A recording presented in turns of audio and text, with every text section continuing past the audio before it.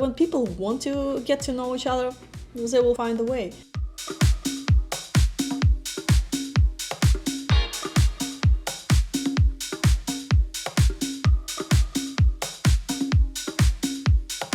I see a poll on YouTube: would you marry your Slavic match even if both of you can communicate in the same language?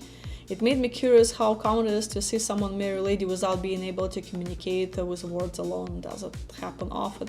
Actually, yes, it does happen often, but remember, people don't get married on a day 3 after they met.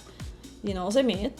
In the beginning, they use interpreter, then you just talk directly on Viber or WhatsApp. Viber has built-in translation feature, so she sends you a message, you click on it, it translates it automatically into English. So and you have the conversation, and there is the headset. So once you stop using the interpreter, you have the headset. And I've heard it's pretty good. I haven't used it myself, and just built-in translation feature too. So it's also a wonderful tool. Google Translate, good old-fashioned Google Translate always helps. When people want to get to know each other, they will find a way.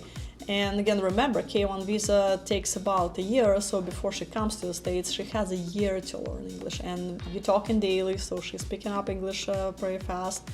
You can sign her up for a class, just pay for her classes, so she's going to be taking that and being prepared. As long as 2 people want to make it happen, it will happen.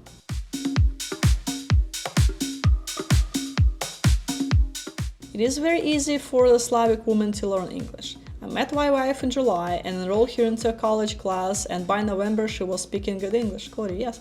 Exactly, guys, that's another. So she will be learning English before she comes here, but community college and ESL classes is a great tool. They're really free or just very minimal charge, so you sign her up. When my dad came to the States, I signed him up for a community college class. He was taking it. In his class, he was the only Russian guy, everybody else immigrants from all over the world, so nobody spoke English, but he had a blast. He enjoyed it, learning background of people he was in a class, and they're trying to communicate, and he was doing his homework, and he was picking up pretty fast. He was an older guy, he was in his 60s, so it's kind of hard to start, new language when you're 60-something. But he was doing just great, it was a big progress. And I'm sure, and you bring your fiance, your wife to the States, I'm sure she's going to be much younger than mid-60s, so it's much easier to learn it when you're younger, so she'll learn it in no time, so don't worry about it.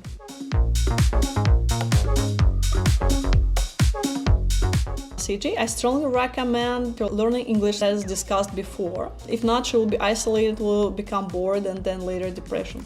Yes, of course, it's very, very important for her to be able to communicate with other people. I'm sure she will find local friends in your area that speak whatever her native language is. But yes, you would need to help her with that. And talk about it before she comes, and you can do the research and tell her, hey, here's the classes you can take, here's that, because most likely she'll need to become friends with your friends, your family, so she needs to communicate with them. So you need to really, really help her with that.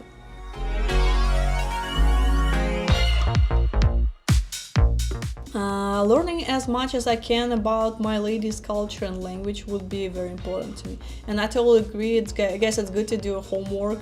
At least read the Wikipedia article about the country that you go to, so you have a general idea.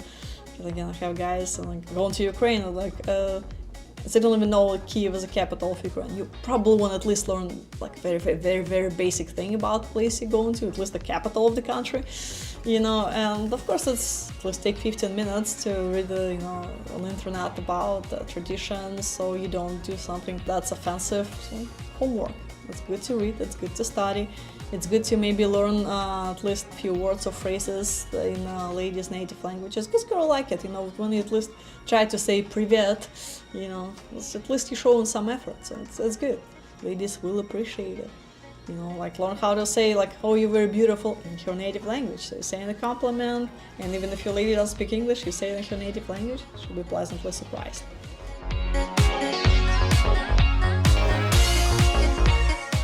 Travel to exciting places and meet hundreds of stunning single women. Check out our website at OdessaWomen.com.